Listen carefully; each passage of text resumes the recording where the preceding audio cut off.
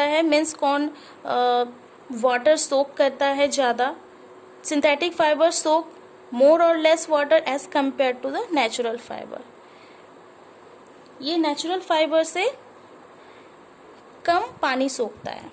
Okay, what does the activity, इस activity से बताया गया है. Next, plastics. प्लास्टिक क्या होता है? Plastic is also synthetic polymer like the synthetic fibres. ये भी उसी तरह से सिंथेटिक पॉलीमर है, सिंथेटिक फाइबर से ही बना हुआ. All plastics do not have the same type of arrangement of units. इसमें फिर बताया गया है, आपको इस पिक्चर में बताया गया है कि अरेंजमेंट किस तरह से होते हैं. लीनियर अरेंजमेंट है और क्रॉस लिंक्ड अरेंजमेंट. ये प्लास्टिक के केमिकल अरेंजमेंट्स हैं. Plastics can be recycled, coloured, reused, melted, rolled into sheets or drawn into wires. That is why they give such a variety of uses. Plastics क्या होते हैं? ये recycled भी किया जाता है, कलर्ड भी होता है, फिर रीयूज भी कर सकते हैं इसे, और ये मेल्ट करके नए नए शीट्स में ड्रॉ कर सकते हैं, वायर्स में यूज करते हैं. जो वायर हमारे घर पे जो इलेक्ट्रिकल वायर्स हैं, उसकी जो कवर होते हैं वो भी प्लास्टिक से बने हुए होते हैं. Now come we will see that some plastic can bend easily while some break when forced to bend. When we pour hot water to a plastic bottle, it gets deformed. Such plastic which can be bent easily and gets deformed easily on heating are called thermoplastics. Thermoplastics क्या क्या है? Thermoplastics के merits क्या है? जो ऐसे plastic जो कि इजीली बेंड किया जा सकता है या कि कोई दूसरा शेप दिया जा सकता है आफ्टर हीटिंग, इसी को हम लोग क्या बोलते हैं? Thermoplastic. PVC and polythene are some of the examples of thermoplastics. Thermoplastics के एग्जांपल्स क्या क्या हैं? पीवीसी एंड पॉलीथीन, जो हम लोग हाउस होल्ड में यूज़ करते हैं, रेगुलर मैनर में यूज़ करते हैं, जो पॉलीथीन यूज़ करते हैं उसी की बात हो रही है. These are used for making toys, cars, grills, combs and different type of containers. On the other hand, there are some plastics which when molded once cannot be softened by heating. ऐसे जो plastics हैं जो एक बार बनने के बाद वो फिर से सॉफ्ट नहीं किया जा सकता है हीटिंग से. These are known as thermosetting plastics. इस तरह के प्लास्टिक्स को क्या कहा जाता है? Thermosetting plastics. इसके एग्जांपल्स के पिक्चर्स यहाँ दिए गए हैं किस तरह से. जैसे जो थर्मोसेटिंग एक बार जो बन गया, जैसे स्विच बोर्ड हमारे घर में जो यूज होता है, स्विच बोर्ड, या फिर जो किचन में यूज करते हैं, जो पैन का जो हैंडल होता है उसमें भी थर्मोसेटिंग प्लास्टिक्स का यूज किया जाता है. उसको फिर से अगर हीट किया जाए तो उसका शेप चेंज नहीं कर सकते. Two examples are melamine and bakelite. Examples क्या क्या है थर्मोसेटिंग प्लास्टिक के? Melamine and bakelite. Bakelite is a bad conductor of electricity, is also heat resistant, used for making handles of various utensils, electrical switches, etc. Okay.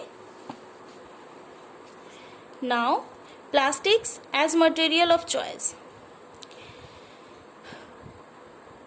Today, if we think of storing any food items, milk, water, dry fruits, pickles, plastic containers seems most convenient. हम लोग जो आजकल जो भी container use करते हैं घर के काम में, कुछ भी सामान रखने के लिए, चाहे वो वाटर, ड्राई फ्रूट्स हो, पिकल्स हो, जो भी है, तो वो प्लास्टिक के कंटेनर ही ज़्यादा यूज़ करते हैं. क्यों? क्योंकि ये बहुत ही चीप में मिलता है और ये लाइट वेट भी होता है. हैंडल भी इसे हम बहुत इजीली हैंडल कर सकते हैं और ये बहुत दिन तक चलता भी है. Being lighter as compare to metal, ये मेटल से बहुत ज़्यादा ही लाइट वेट होता है. Plastics are used in the cars, spacecraft and aircraft too. Plastics इन सभी में, इस फील्ड में भी यूज़ होता है. द लिस्ट आप खुद ही करोगे तो पता चल जाएगा. Next, plastic is non reactive. ये नॉन रिएक्टिव है. हमें पता है कि जैसे आयरन को खुला छोड़ दे तो इसमें जंग लग जाता है। Iron get rusted due to effect of moisture and air, इसमें रस्ट आ जाता है एयर और मॉइस्चर की वजह से। बट प्लास्टिक ये नॉन रिएक्टिव है, ये वाटर और एयर से रिएक्ट नहीं करता है। Okay, plastic is light, durable and strong, ये बहुत ज़्यादा लाइट होता है, बहुत दिन तक चलता है, स्ट्रॉन्ग भी होता है। Okay, since plastic is very light, durable, strong and can be moulded into various sizes and shapes, it is used for different purposes, it is cheaper than metal, plastic are widely used for household purposes and in industries, ये industries में भी बहुत ही ज़्यादा use होता है। Plastic are poor conductors, We must have seen there is a plastic covering on the electric wires of different electrical appliances at home. हमें पता है कि जो घर पे हमारे इलेक्ट्रिकल वायर्स जो वायरिंग है उसके जो कवर है वायर के वो भी प्लास्टिक मटेरियल से ही कवर किए रहते हैं। It is used because plastic is bad conductor of heat and electricity, ये इलेक्ट्रिसिटी का और हीट का बैड कंडक्टर है, इसमें करंट पास नहीं होता है। Handles of screw drivers, frying pans etc. are made of plastic materials because these are bad conductor of heat. Okay, now plastic and the environment. Plastic और environment का यहाँ पे discussion होने वाला है कि एनवायरनमेंट में प्लास्टिक क्या कंट्रीब्यूशन देता है। A material which get decompose through biological processes like action by bacteria is known as biodegradable. ऐसे मटेरियल होते हैं जो बायोलॉजिकल प्रोसेस से, नेचुरल प्रोसेस से वो डिकम्पोज हो जाते हैं थ्रू बैक्टीरिया, उसे हम लोग क्या बोलते हैं, बायोडिग्रेडेबल। ओके, बट ऐसे भी मटेरियल हैं जो इजीली डिकम्पोज नहीं होते हैं नेचर में, उसे क्या बोलते हैं, non biodegradable. Okay, here are the list of materials, that is peels of fruits and vegetable peels, leftover fruits, cotton cloth, paper, wood and बताया गया है कि कौन सा बायोडिग्रेडेबल है, कौन सा नॉन बायोडिग्रेडेबल है और ये डिकम्पोज होने में कितना टाइम लेता है। Okay, now since plastic takes many years to decompose it is not eco friendly, ये इको फ्रेंडली नहीं है क्योंकि ये इजीली डिकम्पोज नहीं होता है, बहुत ही मिलियन ऑफ ईयर्स लगते हैं इसे डिकम्पोज होने में। It cause environment pollution, beside when the synthetic substance is burn it takes a long time and does not get burn completely, ये कम्प्लीटली जलते भी नहीं है, बर्न भी नहीं होते हैं। So it is poisonous fumes, ये प्रोड्यूस करते हैं, पॉइजनस फ्यूम्स भी प्रोड्यूस करते हैं जो कि अल्टीमेटली एटमोसफियर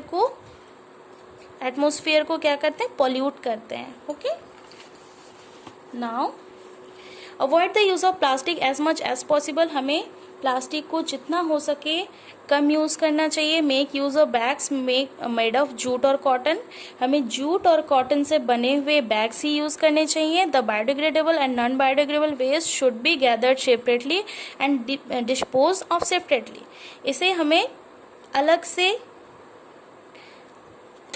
अलग से फेंकना चाहिए, biodegradable and non biodegradable materials को, एंड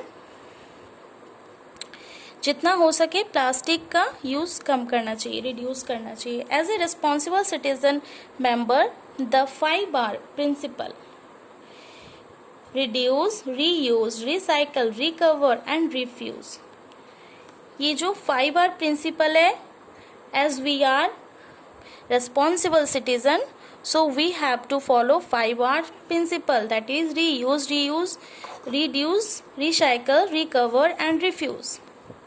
So ये हैबिट अगर हम आगे फॉलो करें तो एनवायरनमेंट को हम फ्रेश कर सकते हैं और हम एनवायरनमेंट के इको फ्रेंडली हो सकते हैं।